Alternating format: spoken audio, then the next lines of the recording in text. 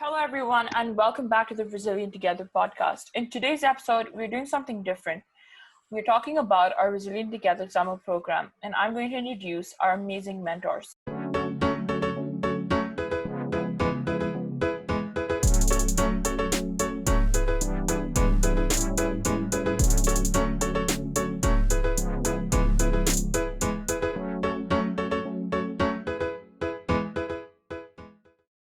Firstly, why should you join the Resilient Together program? Through this, you will understand that our mentors are extremely experienced and talented individuals who have spent years and years to perfect their expertise so that they can pass it on to you. Also, while you are sitting at home and learning a skill, you're also contributing to charity. The Resilient Together summer program is in support of the Bhagchandani and their Education Uninterrupted initiative. As the world is going through challenging times amid the COVID-19 crisis, which is disrupting lives, industries, organizations, and education worldwide, the Bhagchandani has taken a stance. But your donation will help provide students who are not equipped with the necessary ICT skills to join their peers in distance learning from the safety of their home. So join the Bhagchandani, the Ministry of Education, in their effort to initially support 40,000 UAE students through Education Uninterrupted, a nationwide fundraising campaign that tackles the impact of COVID-19 outbreak on the education of children and youth in the UAE. So my first guest is Rasha Riyas. She is our instructor for baking. Hi Rasha, can you go ahead and introduce yourself to everyone? Hi Lamia, my name is Rasha Riyas and I'm a 16-year-old high school student in Dubai. I enjoy baking and baking is actually a passion of mine and I enjoy doing it in my free time. My mom's a professional baker, so ever since I was little, she's always taught me some tips and tricks to bake. So now whenever I get free time, obviously help her with baking her cakes and I also have a profound passion towards baking. Right, and that's what I was going to ask you my next question. So how long have you been doing this, and when did you realize that this is a passion of yours? So I started baking about 5 years ago, 5 or 6 years ago when I was about 10, because my mom had started baking when I was about 5.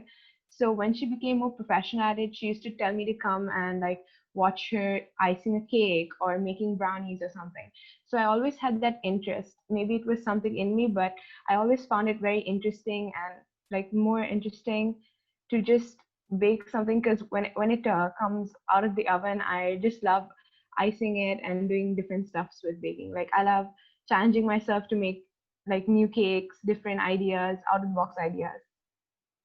All right, that sounds amazing. And can you tell our listeners what will your course at the Resilient Together summer program consist of?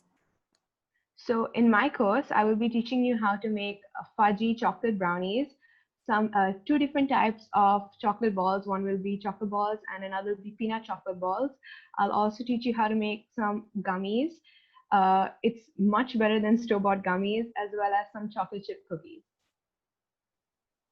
All right, that is perfect. Thank you so much, Rasha, for being here with us. And yeah, if anyone wants to sign up, you can go resilienttogether.co and you will be able to find the registration link. Thank you so much, Rasha, once again. Our next guests are the instructors for the photography course. We have Safiyah and Adnan. Hi guys, and can you guys please introduce yourselves? Tell everyone about yourselves and photography and how that is related. All right. So, hey guys, my name is Adnan Chalawala, and I am one of your instructors for the course alongside Safiyah. I am 17 years old, and I am from Dubai International Academy, which is in Emirates Hills. And photography has always been a big passion of mine, and I started taking pictures when DSLR I found in my house a few years ago. And ever since then, it's just become something that I have really grown to love. And I spent a lot of time going out to different places. I've traveled to different countries. I've taken long exposures. I've taken portraits. I've taken many different types of shots.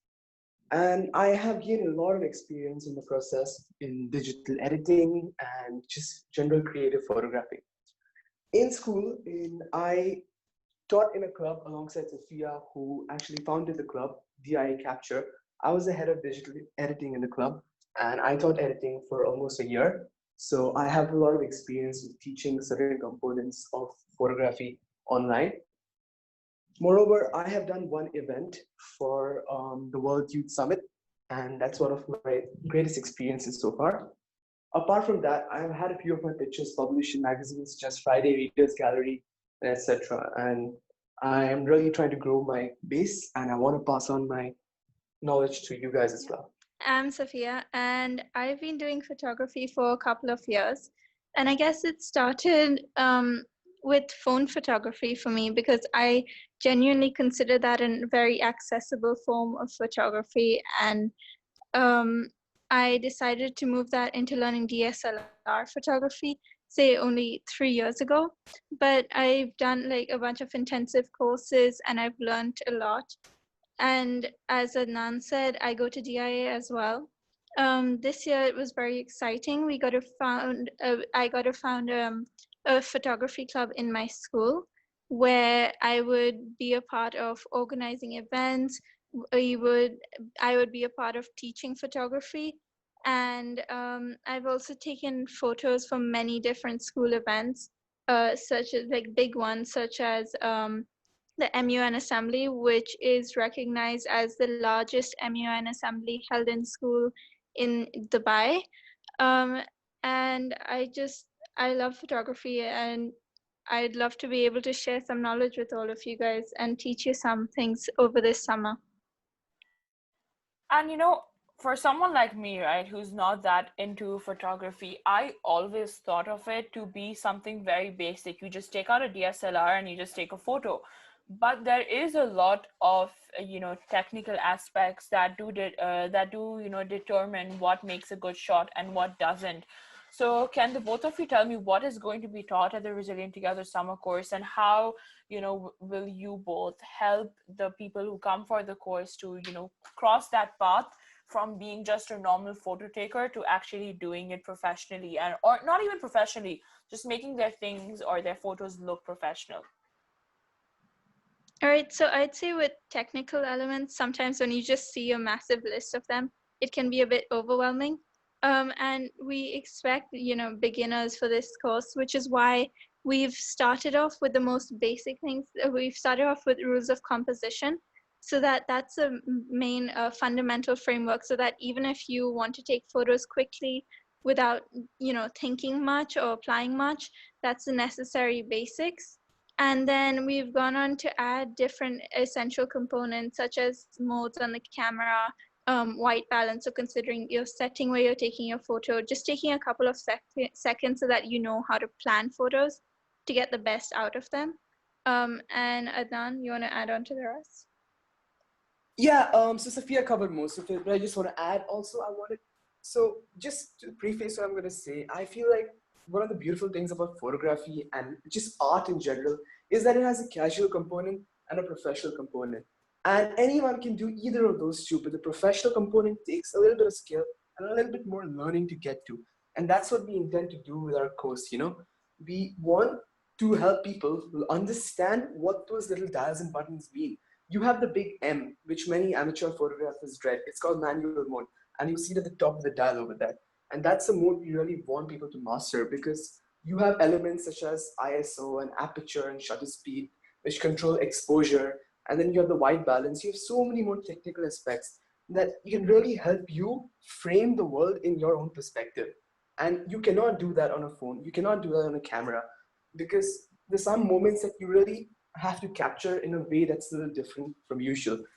Honestly, in my opinion, long exposures are something I specialize in, which is generally those long light trails and things like that. And those moments, it's not just a snapshot.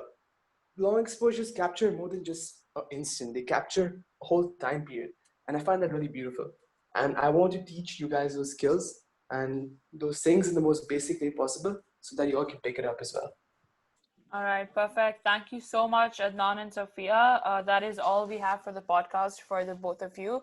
So yeah, thank you so much, guys. Thank you. Thank you. Thank you so much. We look forward to seeing all you guys. And thank you, Lamia, for the interview. The next guest is Aliya Singh. She is also our deputy head of marketing and a very, trusted member of our Resilient Together. So it gives me such great pleasure to have her as the instructor for debate. She's been doing it competitively. And Aliya, why don't you go ahead and introduce yourself? Hey, my name is Aliya Singh. I'm 17 years old and I will be hopefully teaching you debate this summer. I started debating when I was around 14 years old and I went to my first competition just 3 years back. It felt like amazing, the adrenaline, the rushes, and still somehow trying to logically create arguments is an art that I had to unfortunately stumble and learn, but I'll be here to guide you through your debating experience. I knew debating was a passion when I started realizing how easy it was to apply myself to modern day problems with modern day solutions. And competitive debating in general is much different from what we normally do in a classroom, which is something that I've come to slowly realize most schools aren't able to implement due to firstly COVID restrictions, but previously due to timing differences between interschool. As someone who's been to Gulf debates, I can definitely say that the entire structure of debating has changed vastly from something that is just within a school to something that is outside with different schools. And the exposure is insane when you come across students who are just as smart as you or people who are just as passionate as you. It's something that will completely change your perspective on what it means to have knowledge and how to work through that. And I would really push you guys to come for this course because competitive debating normally goes for up to 100 dirhams, or you're going to have a debate club. And I know many schools can't do that. 5 dirhams for charity so that you can learn an essential skill. I would say that's an amazing deal or offer that I would urge you all to take. Now, in the course, right, your course of debate at Resilient Together summer program, can you tell everyone what will they be learning or what will they be practicing? So, of course, there will be practice debates that they'll be doing. What are the skills and the different techniques and content that they will be, familiarizing themselves with? I wouldn't say the word learn because that makes it really studious, but what will they be experiencing at the summer program? Right. So there are 4 speeches that every debate team normally goes through, which will be your first speaker speech, your second speaker speech, your third speaker speech, and a reply speech. And I will essentially be teaching you the format and how to practically research for all of those different speaker roles so that you can, or like the students can find out what better suits their personality, because not everybody can be a great second speaker, but they can be an amazing third speaker, for sure. Perfect. And that's all that I have. Aliya, is there anything you would like to say?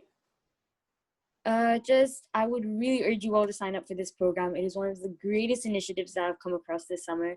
So I can't wait to see you all. Yeah. So our next guests are Maria and Thasneem. They are the co-instructors for the Art Summer Program at the Resilient Together Summer Program.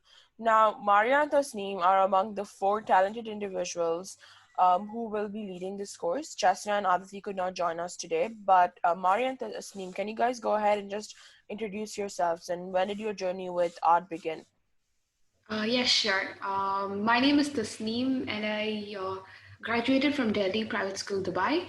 And my journey of art, I have been arting ever since I actually remember. So I think it was 2 or 3 years when I was actually started to draw. And I used to scribble on the walls, and that's how I basically improved step by step. Me and my sister used to try out all the mediums we get. And it has been really fun-filled to create new works, what I inspire from my surroundings. Hey everyone, my name is Maria, and I've been involved in the art sector for as long as I can recall. I actually began by watching my sister's art.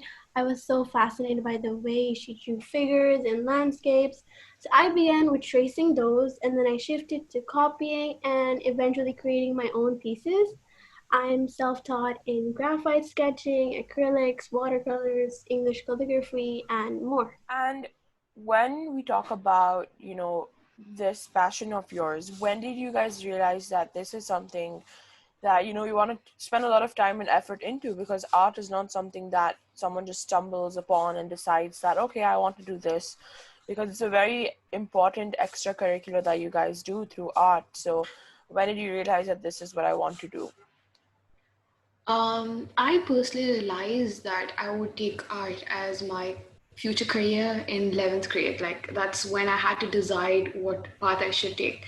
So I started to participate in a lot of competitions, and I've represented UAE internationally, and I've won national competitions too. And I'm self-taught as well. So this gave me a hope that I should take art serious, because my teachers and everyone told me that I shouldn't just keep this as a passion.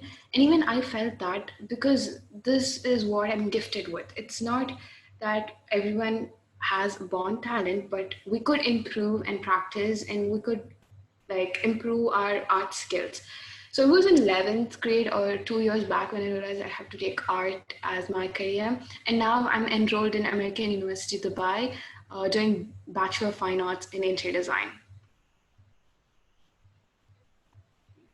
As for me, I actually never took arts as my main passion. I actually see it as a necessity because it's a way to de-stress for me. It lets my thoughts flow. A brush stroke itself can trigger a chain of thoughts or perhaps a shade of color. Nonetheless, it leaves me sorted and relaxed. I realized that I'm actually good at this when people started appreciating and noticing what I did. They wanted me to draw for them. They wanted me to do this for them, and I did lots of commissions for them. And in that way, I felt so appreciated and I felt so supported. And that combined with my way of de-stressing really said that this is perfect for me. Amazing. And what is it that you guys will be teaching at the Resilient Together summer program? Okay, so the course I'm going to teach is Introduction to the different mediums, traditional mediums, and it'll be fundamentals of art. So I'll be teaching the fundamental art terms, which are used there are different terms which people come across, and that'll be the basis when you know to when you get started with drawing. And I really think the basis of any art is to be honest and truthful to oneself. So I'll teach how you should look at your own work and improve from that rather than just seeing from others' perspective, and how to turn everyday objects into design and incorporate it into your artwork. So I'll teach how you can get inspired from objects. And there will be an introduction to traditional art, that is all medium, which will include acrylics, oil, watercolors, color pencil, graphite, and charcoal. There will be an introduction as to how to go with the medium.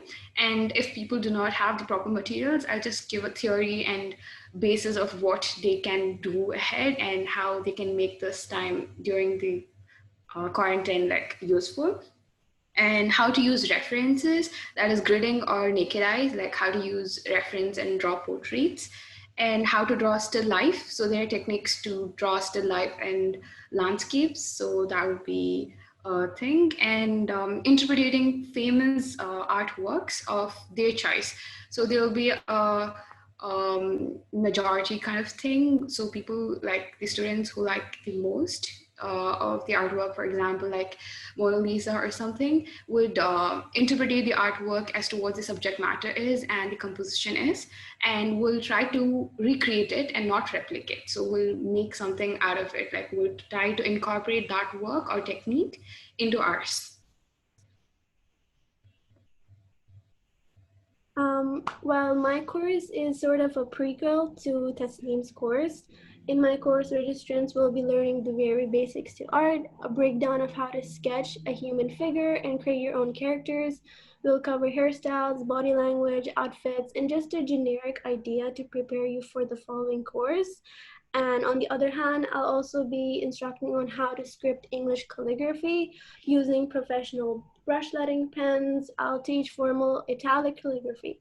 However, for those who may lack similar equipment or so, um, or just want to learn a shortcut, I'll give a little insight on faux calligraphy as well. And as for Chesna and Adi, who could not join us today, they will be teaching an intro to digital art and character design on various softwares. All right, perfect. Thank you so much to the both of you for joining us today. And I highly encourage everyone to join. In fact, the art program is our most famous program. There's the most demand for that. So great job, guys. And I cannot wait to see what's in store in the summer program. Thank you so much. Thank you. Can't wait to see all of you. Thank you. Thank you. So our next guests are Alicia and Maher. Can you both go ahead and introduce yourselves?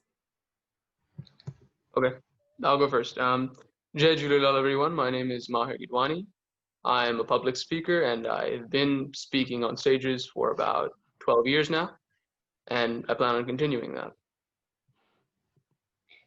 Hi, I'm Alicia Prakash, and I'm 17 years old. I have been a writer for quite a long time. I think since I was 6 or 7, and public speaking has just been a part of my daily life because I'm very much into linguistics and I enjoy speaking in multiple languages. So yeah.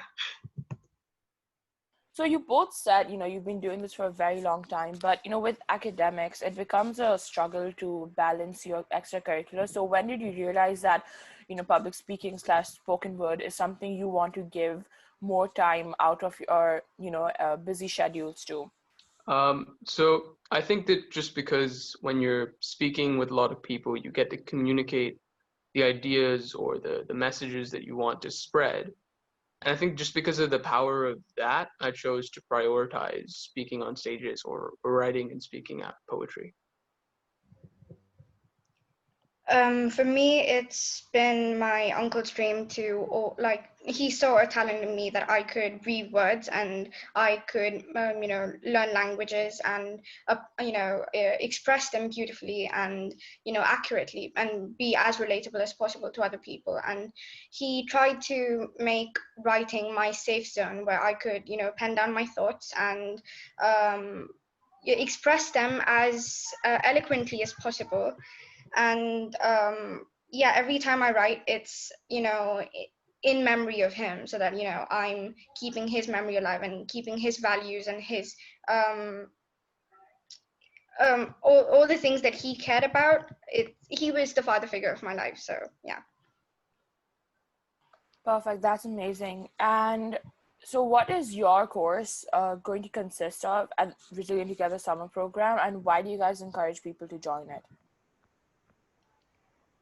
Now, we are going to be showing you a set of poets and public speakers. And once you've sort of understood the style that comes with that, and once we talk to you about it a little bit, and maybe once you hear us, then we're going to have you come up and we're going to coach you through something that you're going to share with us. And we're going to give you very effective feedback, which we have both gotten from whatever experiences or qualifications that we have. And we are going to help you get to a better spot with what it is that you're saying.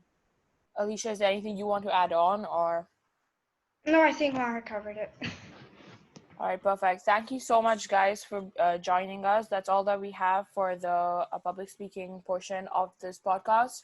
So yeah, thank you so much, and I encourage everyone to join the public speaking program at the summer camp, because trust me, these two are so talented and they're so successful, and you guys will definitely learn a lot. So yeah, thank you so much. So our next guests are Abhishek and Naqiya. I've been looking up to these people since I can remember, because they've always been the most amazing dancers, and at school they've always been the ones that we've seen as the go-to dancers when it ever comes to representing our school on a higher stage and winning us awards. So it gives me great pleasure to have the both of them as the co-instructors for the Resilient Together summer program. So Abhishek and Naqiya, can you both go ahead and introduce yourselves? Hey guys, my name is Abhishek Krishnan, and I'm studying in the Good Shepherd International School in Uti, and I'm studying dance professionally at the moment. I just want to thank Lamia for having me over and giving me a chance to mentor in this program. I can't wait to meet you guys. Hi, my name is Naqiya Shabir, and I'm a student at University at Buffalo, New York. I've been dancing since I was 8, and I'm so excited for the RT summer program, and I'm so excited to meet all of y'all. Perfect. And can you guys tell me, when did you start dancing? How long has it been, and when did you realize that it is a passion of yours that you both want to pursue and continue doing, and not just keep it something that you did in high school? So I think it started off around KG2 or grade 1 when we used to have dance periods in school, and whoever danced well could go up on stage and dance. That was my goal at the moment. I have to reach there on stage.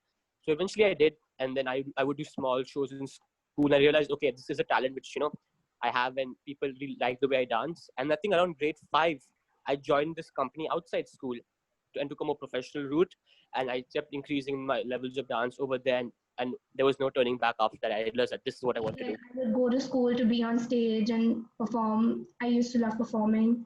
And we continued, like I continued performing in concerts, outside school, attending workshops, etc. And can you tell us what will be in the summer course at Resilient Together when both of you are instructing it? What are they going to do and everything like that? Okay, so we're going to be doing a fun Bolly hop routine, which is a mixture of Bollywood and hip hop. And those are my fortes. It's what I enjoy doing the most.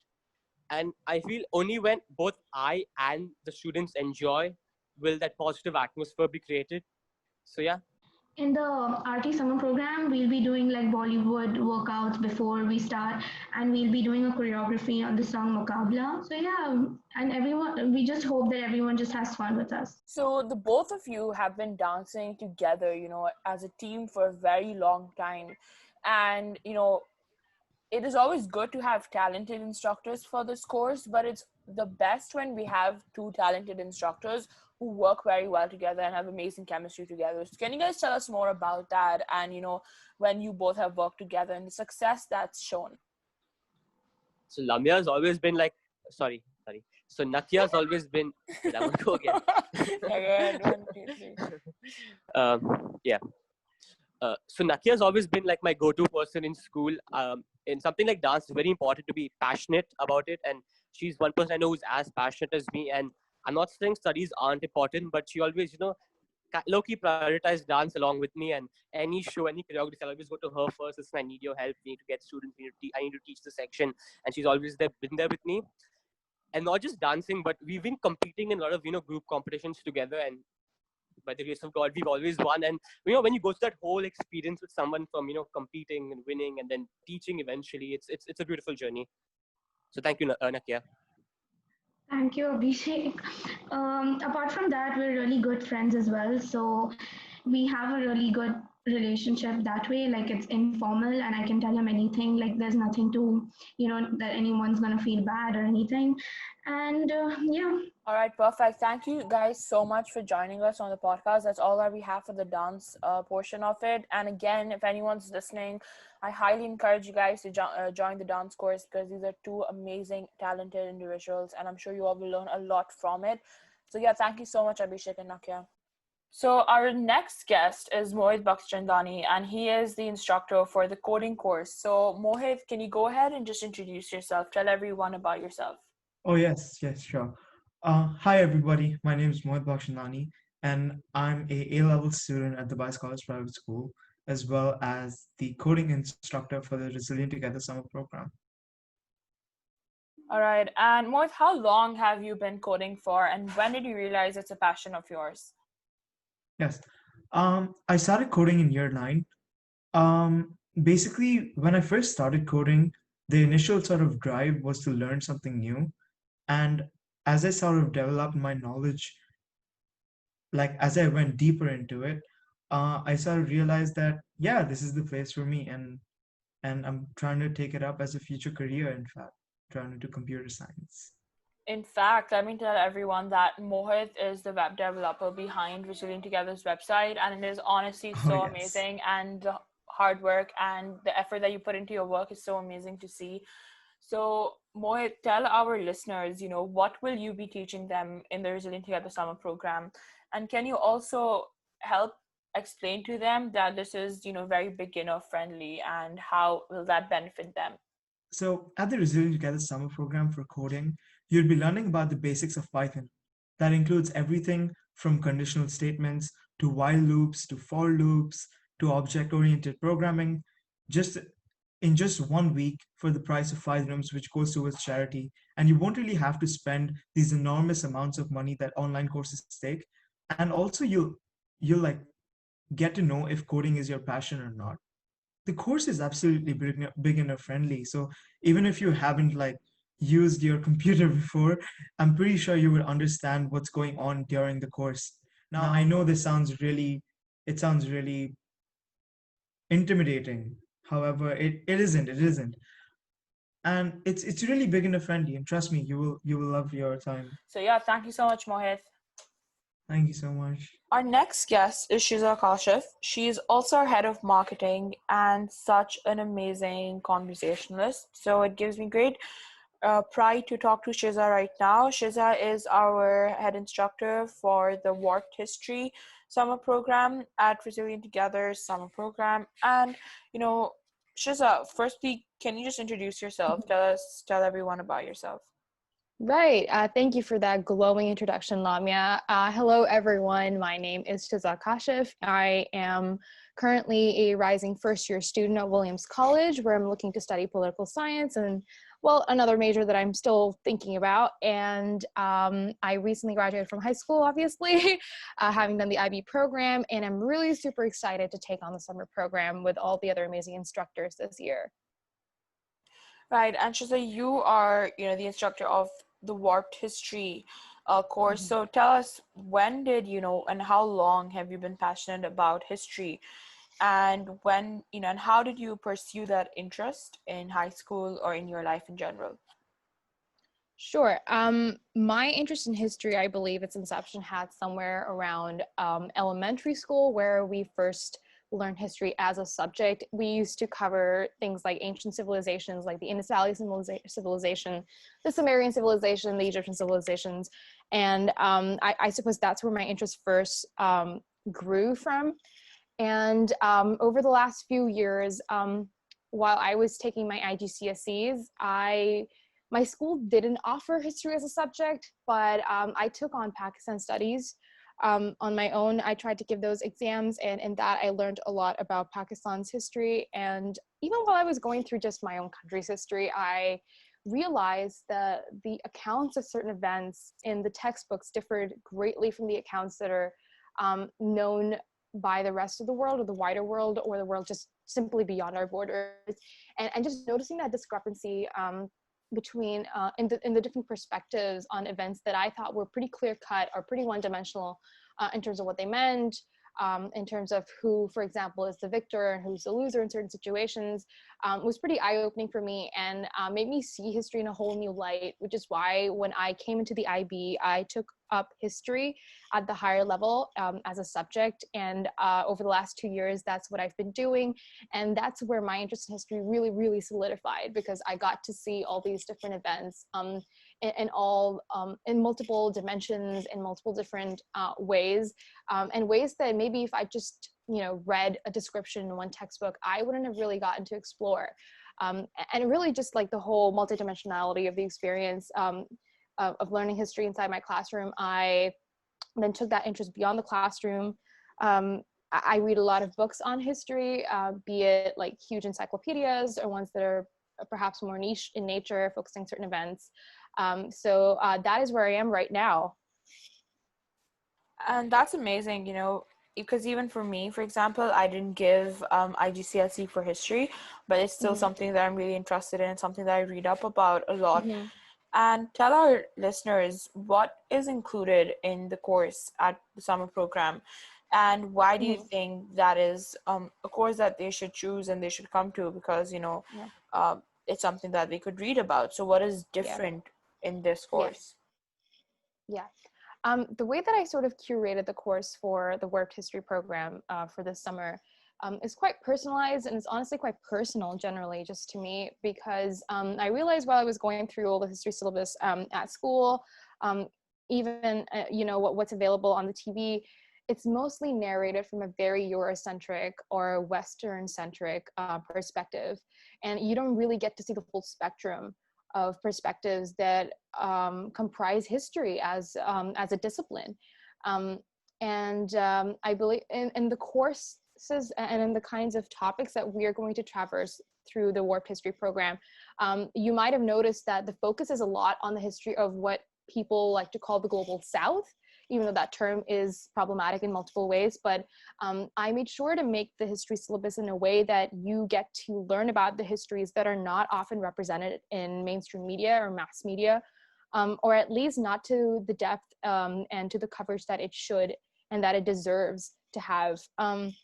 So certain events that have conflicting accounts, such as the partition and the independence movement of India, certain historical periods and historical and regions whose histories have had a formative impact on the world order that we see around ourselves, which is spiraling out of control, if you've read the news lately. But that the histories that really aren't talked about enough, and you know, their roles in how the world is today.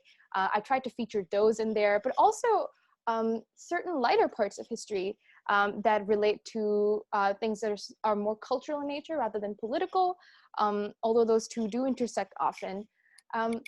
Is just try and create a more inclusive syllabus for history that you might not find inside your classrooms and you might not find inside your textbooks, because most of that's really standardized and often quite European or as of late more America-centric in nature. So I believe, like, as somebody who comes from a country that experienced colonialism and, you know, all the tropes of being a post-colonial nation, it's really important for us to embrace history as not like a subject that is handed down in dusty books and huge volumes of encyclopedias from the West, but also something that we have within ourselves, something that we should delve into more in our own regions and in our own cultural and historical, in our own legacies. So that's what I tried to represent in the course, in the syllabus. And besides just the topics that we're going to be talking about, I also wanted to make these sessions more interactive and less hierarchical in nature. So I'm not your instructor, I'm somebody who's just going to be prompting the discussion forward.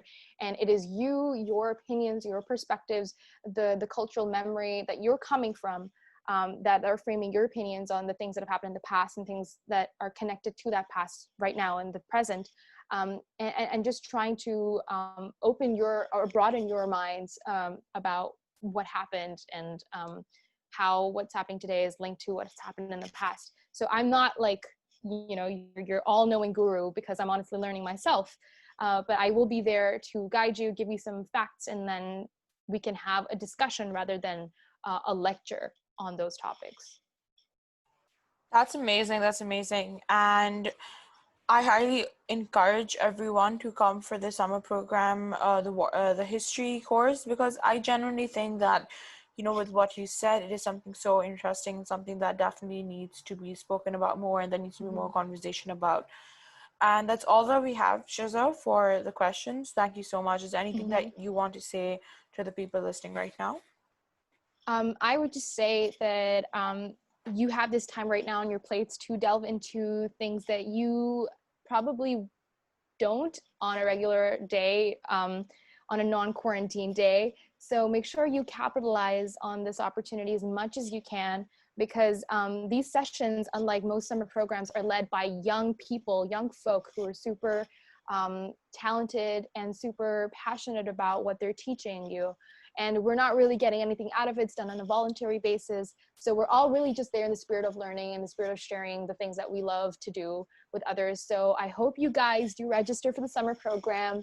And I hope to see you in the history session super soon, because it is going to be great amounts of fun. And, you know, we're just going to break up the course in a lot of different ways, including watching movies, you know, looking at songs, and then looking at some of the, I suppose, more drier parts of history, just a little tiny bit. So yeah, it's going to be really great fun. And thank you, Lami, for having me on today. That is all that I have to say. Thank you for your questions. Everyone, so our next guest is Sahil Kaul. Sahil, can you go ahead and introduce yourself? Hey guys, my name is Sahil.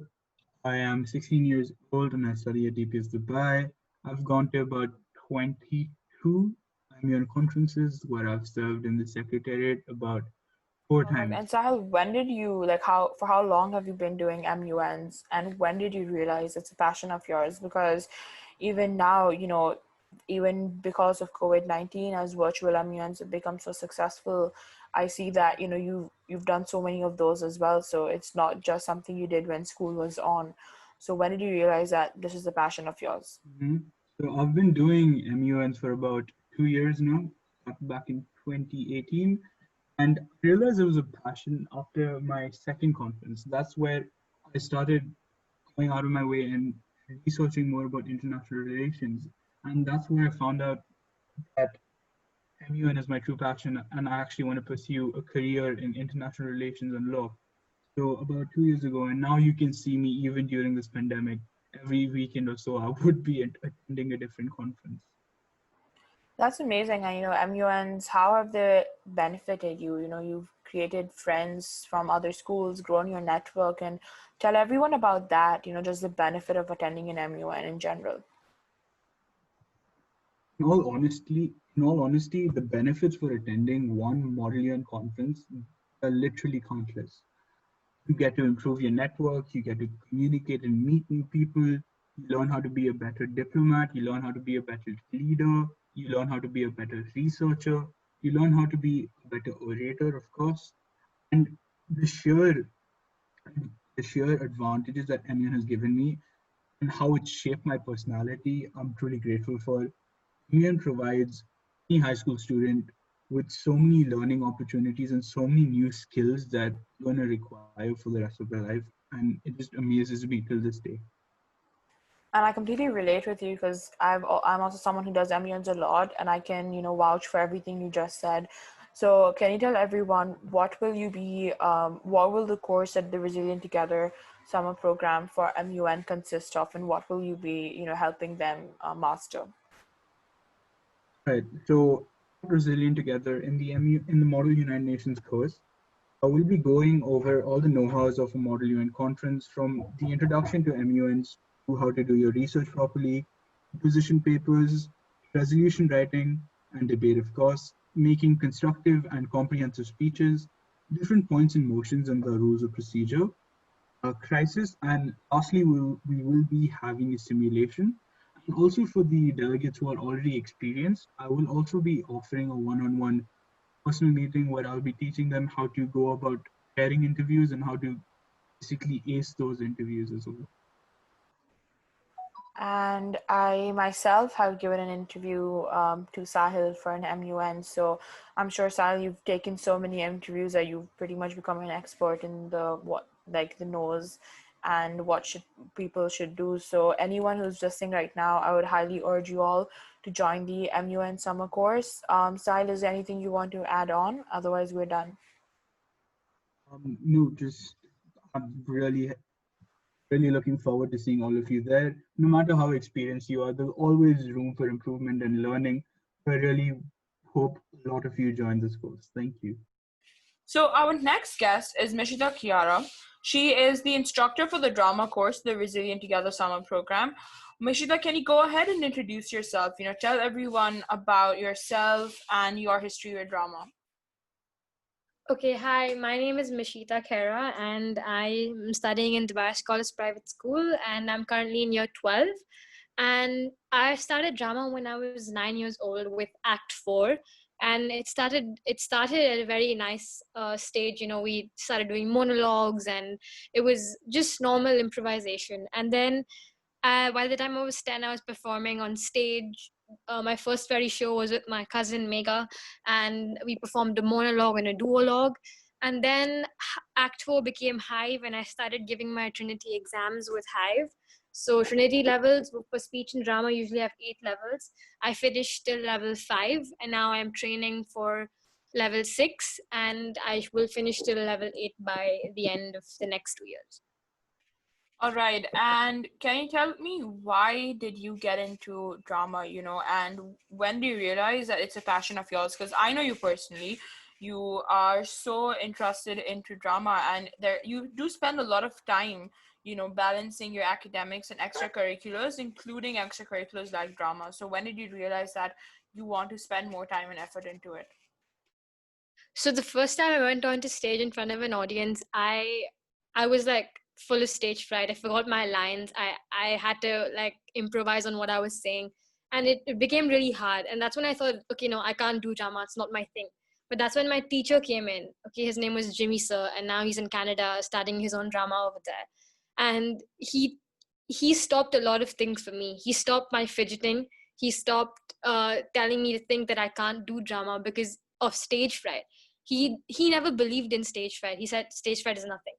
So he was the one who got me into this. And then when he got me into this, it was just unstoppable. I couldn't stop doing drama. When I went up on stage, it became like my thing to talk to people, to talk to a crowd, to not be shy when I talk to a crowd.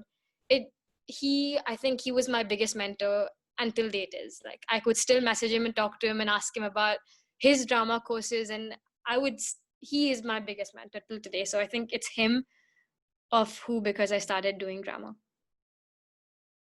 And you are the co-instructor for the drama course at Resilient Together summer program, along with your cousin and partner in crime when it comes to doing drama. You said you started off with her, Megha. Yes. So tell us what is included in the course that you will be instructing over the summer program. So in this course, we're gonna have basic improvisation. So just as we'll give you situations that you'll randomly be put in, and what would you say? How would you just make up a situation to talk in like that? And then we'll be just improvising on voice modulation of how to speak in stage whispers and as loud as you can in front of 1,000 people crowd. Then we move on to choosing prose pieces. Now, choosing prose pieces is a very important aspect of drama, because if you're not compatible with what you're going to speak in front of 100 people, you'll never be able to go on stage and speak. So according to what people like and how they believe that they'll be able to perform. So since it's like maybe a beginner for a lot of people, this is just a beginner drama course. So if it's a beginners for a lot of people, they should be comfortable with what they're speaking. Putting out of your comfort zone will come a bit later in stage.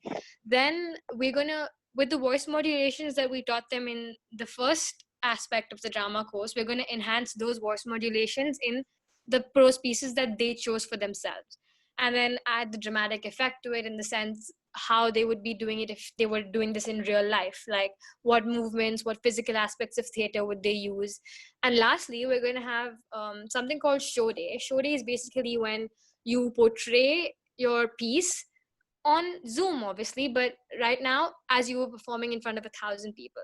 So we're going to try to make them feel like they're performing in front of a crowd of 1,000 people, but they're just performing on camera.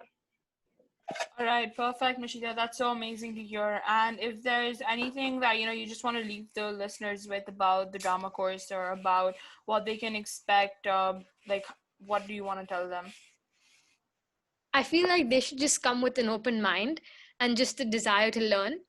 And I feel like if they just have that and just a little interest for drama, then I feel that we can go a big way with that. That is the end of our podcast. There was one more course that unfortunately our instructor Anais could not be here on the call for that on time, because she lives in Montreal. However, I want to assure you guys that we are still going ahead with our Friend Summer program, and if you want more information on it, I will give it to you.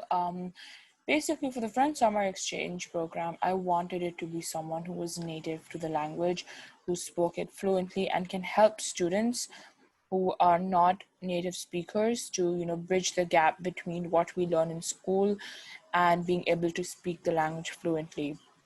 So we're going to be focusing a lot on listening and speaking. It's not going to follow the format that you do in school. You're going to be more conversational. You're going to be talking to people who are actually, French native speakers, like I said before, and it actually is going to help a lot, because I've been a French student, and if you ask me to speak French, I can speak it pretty well, but I need more practice to be, to be on that fluent level. Also, a lot of people I know prepare for DELF exams, and DELF listening and DELF speaking is a little bit more of a higher level, because especially if you're applying for B1. So if you're a student who's done A2, then if you want to apply for B1, this can definitely help you a lot. Even if you're not planning to do any French exams, I still definitely recommend this. I would say that this is not for people who just started in French. So if you are in grade 4 or grade 5, so if you're 8 to 10 years old. I would not recommend this course because you do need to have a little bit of a knowledge in French to go ahead with this. But otherwise, all other grades, if you're from grade 6 and above, go ahead, apply. The course instructor is the most amazing and sweet person, and you guys will have a lot of fun. So yeah, that's it for our podcast. Thank you so much for listening, and hopefully see you all at the Resilient Together summer program.